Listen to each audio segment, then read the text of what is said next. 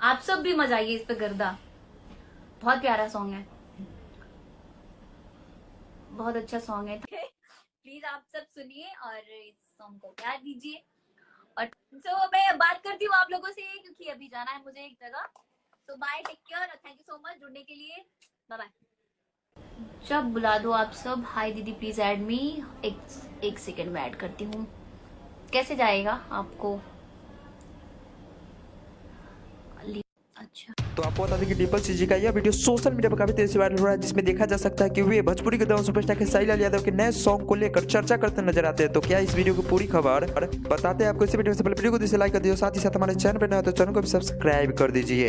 तो जैसा कि आप लोग जानते हैं दोस्तों, भोजपुरी के दौरान सुपरस्टार खेसारी लाल यादव के सॉन्ग ने इन दिनों भोजपुरी इंडस्ट्री में काफी तहलका मचाया हुआ है, जिसकी वजह से भोजपुरी के तमाम कलाकारों का नजर सुपरस्टार खेसारी लाल यादव पर अभी टिका हुआ है। क्योंकि कुछ लोगों का मानना यह था कि एग्रीमेंट की वजह से सुपरस्टार खेसारी लाल यादव का कैरियर खत्म हो चुका है, परंतु इतना बढ़िया कमबैक को लेकर भोजपुरी के तमाम कलाकार इस पे रिएक्शन दे रहे हैं। शायद यही कारण है कि डिम्पल सी जी भी अपना रिएक्शन कुछ इस प्रकार देते हैं।